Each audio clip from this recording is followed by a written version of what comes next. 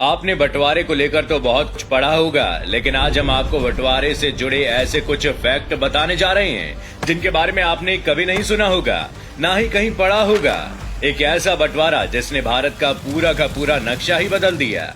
Number 1, क्या आपको पता है जिसने भारत और पाकिस्तान के बीच बंटवारा किया वो कौन था? दोस्तों, उनका नाम था साइरिल रैडक्लिफ। एक जाने माने ब्रिटिश लॉयर ये थे और वो कभी भी भारत नहीं आए थे, यानी कि अंग्रेजों ने एक ऐसे आदमी को इतनी बड़ी जिम्मेदारी सौंपी जिसे भारत के बारे में कुछ पता ही नहीं था। जाहिर सी बात है उन्हें इस बात का कोई आइडिया भी नहीं था कि वो अपने इस काम को कैसे अंजाम देंगी, और इसी वजह से उन्होंने बिना सोचे समझे ये बंटवारा कर दिया, जिसका खामियाजा आज भी हम सभी भुगत रहे हैं। नंबर 2, जब विभाजन होना था तब देश में एक अलग मुस्लिम देश बनाने की बात कही जा रही थी, जिसका सीधा मतलब ये था कि रेडक्लिफ को एक ऐसा बॉर्डर बनाना था जिससे कि ज्यादा से ज्यादा मुस्लिम पाकिस्तान में रह जाएं और ज्यादा से ज्यादा हिंदू और सिख भारत में। लेकिन रेडक्लिफ ने जो बॉर्डर बनाया उससे करीब 50 लाख हिंदू और सिख पाकिस्तान के हिस्से में आए पंजाब में रह गए, और वहीं करीब 50 लाख मुसलमान भारत के हिस्से में आने वाले पंजाब में फंस गए।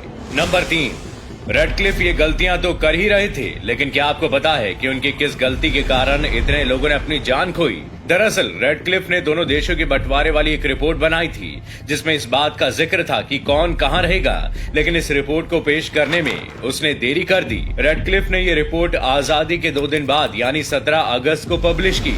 इससे पूरे देश में एक अफरा तफरी वाला माहौल बन गया और रेडक्लिफ की इसी गलती के कारण इतने ज्यादा लोग मारे गए। नंबर 4, वैसे रेडक्लिफ ने अपना काम पूरी जिम्मेदारी से तो नहीं किया था, लेकिन क्या आपको पता है कि उसके काम में इतनी गलतियां होने के बाद भी उसे इसके लिए कितनी रकम मिलने वाली थी? आप जानकर हैरान रह जाएंगे कि रेडक्लिफ को इस काम के लिए 2000 पाउंड मिलने थे, लेकिन उनके द्वारा किए गए बंटवारे से ना तो इंडियन लीडर खुश थे और ना ही पाकिस्तानी लीडर। इससे रेडक्लिफ नाराज हो गए और उन्होंने वो रकम लेने से इनकार कर दिया और रेडक्लिफ इस घटना के बाद कभी भारत नहीं आए।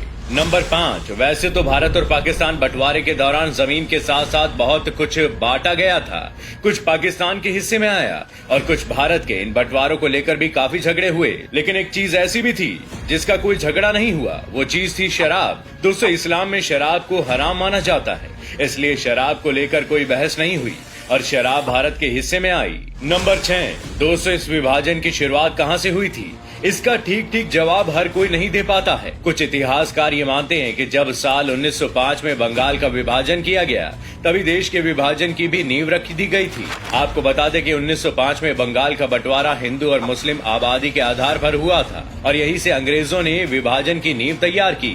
नंबर 7, भले ही विभाजन साल 1947 में हुआ था, लेकिन क्या आपको पता है कि पहले भारत पाकिस्तान बंटवारा 1948 में होना था, लेकिन ऐसा हो नहीं पाया। इसके पीछे की वजह यह थी कि ब्रिटेन में सरकार बदल गई। नई सरकार इटली की बनी जो पहले ही इंडिया को आजाद करने की बात कह रहे थे, और सरकार के बदलने की वजह से 1 साल पहले ही यानी कि 1947 को ही ये दोनों अलग देश बन गए। नंबर 8, विभाजन के बाद बॉर्डर क्रॉस करने वाले लोगों की संख्या लाखों में थी।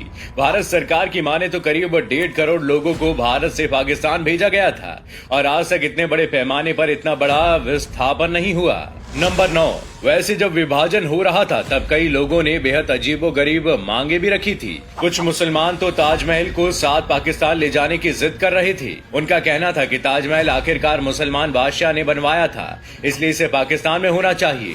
तो वहीं हिंदू साधु सिंधु नदी की मांग को लेकर अड़ गए थे। साधुओं का कहना था कि चाहे जो भी हो जाए सिंधु नदी पाकिस्तान नहीं जानी चाहिए, क्योंकि भारत की संस्कृति सिंधु, गंगा और सरस्वती नदी के किनारे है और यहीं फली फूली है।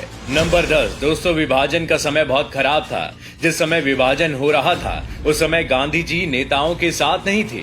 वो बेहद चुनिंदा नेताओं में से एक थे जो देश में जगह जगह हो रहे दंगों को शांत करने की कोशिश कर रहे थे। कोलकाता के नोआखली में तो वो बहुत दंगाइयों के बीच जाकर खड़े हो गए और उनका सम्मान इतना था कि दंगा शांत हो गया। नंबर 11, जिस वक्त पाकिस्तान एक अलग देश बना था उस वक्त उसके पास अपनी करेंसी नहीं थी। 1948 तक पाकिस्तान भारतीय नोटों पर अपनी मोहर लगाकर भारतीय करेंसी का इस्तेमाल किया करता था। 1948 के बाद पाकिस्तान में पाकिस्तानी रुपीज इस्तेमाल होना शुरू हो गए थे और इस नोट पर जिन्ना का फोटो था। नंबर 12, 1948 को प्राइम मिनिस्टर नेहरू ने कुरुक्षेत्र रिफ्यूजी कैंप का दौरा किया था। ये कैंप 1 लाख लोगों के लिए बनाया गया था, लेकिन इसमें 3 गुना लोग रह रहे थे। शाम को यहाँ सरकार की तरफ से डिज्नी फिल्म दिखाई जाती थी, जिसे एक बार में 15,000 लोग देखते थे। नंबर 13, अंग्रेज कितने बेरहम थे, ये तो हमें पता ही है।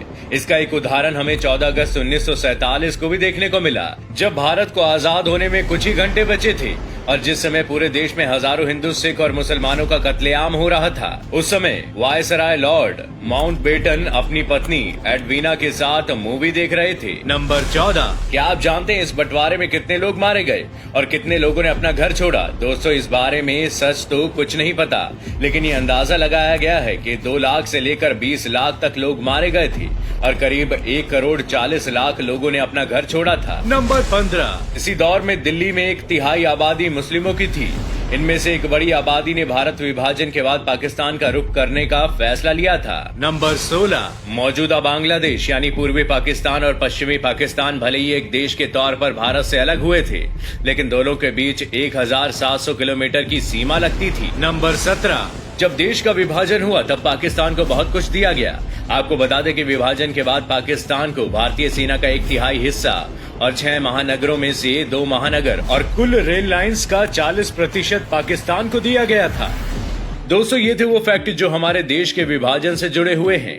वीडियो कैसा लगा हमें कमेंट करके जरूर बताइएगा। वीडियो को लाइक और शेयर करना ना भूलें और ऐसी वीडियोस के लिए हमारे चैनल को सब्सक्राइब करना ना भूलें।